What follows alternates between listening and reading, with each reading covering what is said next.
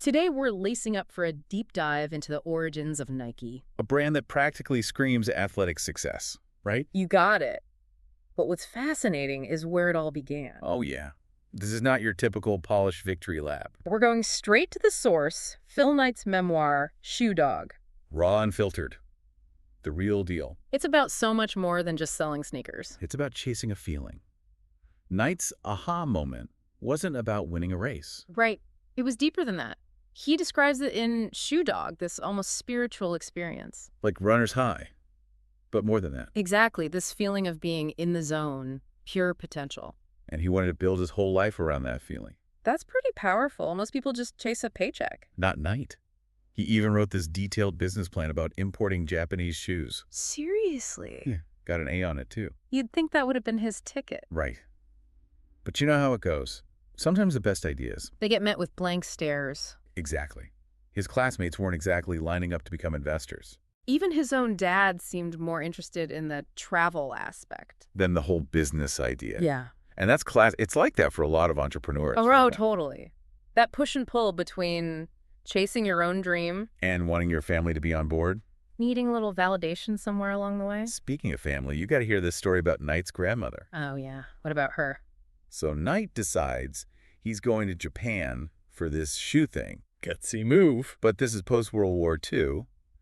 And his grandmother, She probably remembers it all too well. oh yeah, she was terrified for him, convinced he'd get captured. No way. And they'd, remove his eyeballs? Oh my gosh. You can't make this stuff up. Straight out of Shoe Dog. Talk about a different world back then. Totally. Those fears were real for her generation. But Knight, though, he was determined, armed with a business plan and a whole lot of, Breathe enthusiasm. Yeah, maybe a little bit of that.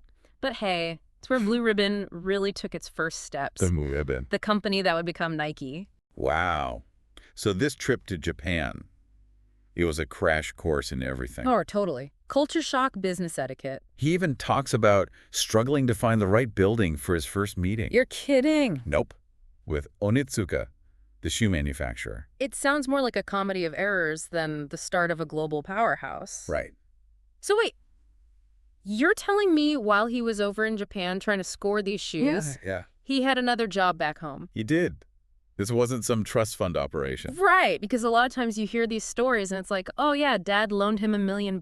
Not Knight. He was working as a CPA. No way, grinding it out. Grinding it out to keep the lights on. Talk about a side hustle. Seriously, and it's hilarious. He talks about his boss at the time. Oh yeah, what about him? A guy named Hayes. Total hard-drinking character. Sounds intense. He was. But here's the thing.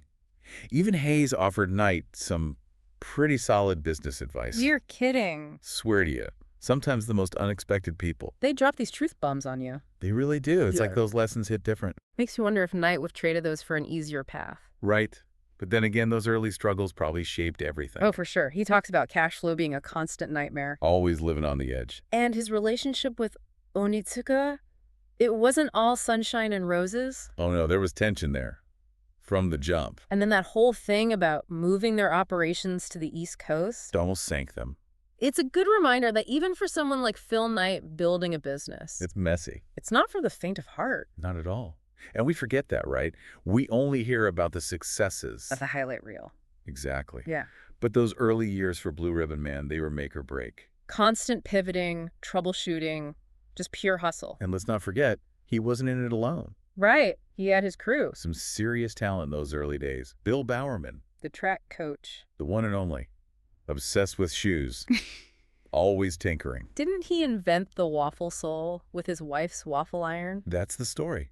And it's perfect Well, because it shows that innovation. it can strike anywhere. Exactly. And then there was Jeff Johnson, the ideas man. I read about him always sending these long letters. Oh, yeah. Overflowing with marketing ideas. Mhm. Some of them were actually brilliant. Gotta love the enthusiasm. And then there's Penny. The Rock. She started as their bookkeeper, right? Yep. Penny Parks became Penny Knight. Quietly competent. Held everything together. What a team. They really did complement each other's strengths. That's what it takes, though. Yeah. Especially when you're building something from nothing. So you've got this dream team. They're Yeah. finding their groove, but then Plot twist. Onitsuka pulls the rug out from under them. It's brutal nights in Japan. ready to renew their contract. He thinks it's a done deal. And bam, Onitsuka decides to go with a bigger distributor. Talk about a punch to the gut. Devastating. It forced Knight to make a huge decision. Go big or go home. So let me get this straight. They lose their supplier. They're basically starting from scratch. Yep, back to square one. You'd think Knight would have thrown in the towel. Right. I mean, how much can one person take? But he doesn't. He goes all in. Creates his own brand. Out of pure necessity. Really? And that brand, of course, became Nike. It was almost Dimension 6. Can you imagine? Dimension 6? Seriously? That's wild. Thank goodness they had a rethink. Right. Talk about dodging a bullet. And it wasn't just the name. Yeah. Everything was a scramble back then. They're still figuring things out. Big time.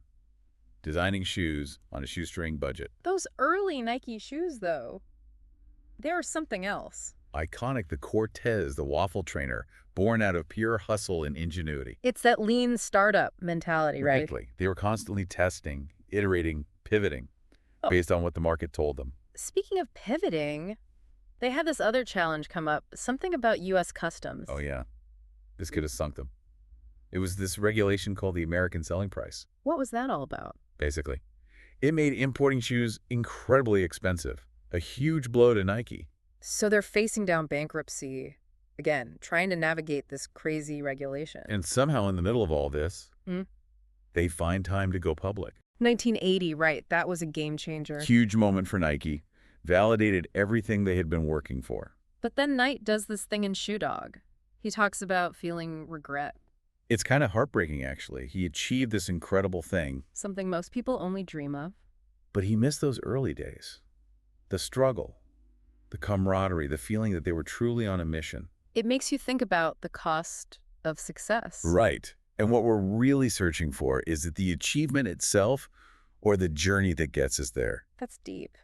And that's the beauty of Shoe Dog. It's not just a business book. It's a story about ambition, determination, and the risks we take to chase our crazy ideas. It really gets you thinking about your own crazy ideas, doesn't it? Makes you want to take that leap. Maybe dust off that old business plan. You know, the one. The one that got the A but went nowhere. Exactly. Because you never know what could happen. You just take that first step. Couldn't have said it better myself. And there you have it. The wild ride that is Nike's origin story. From a crazy idea to a global icon. A huge thanks to Phil Knight for sharing his journey in Shoe Dog. Definitely a must-read for anyone who's ever dreamed of something bigger. Thanks for joining us for this deep dive into Nike. We'll catch you next time.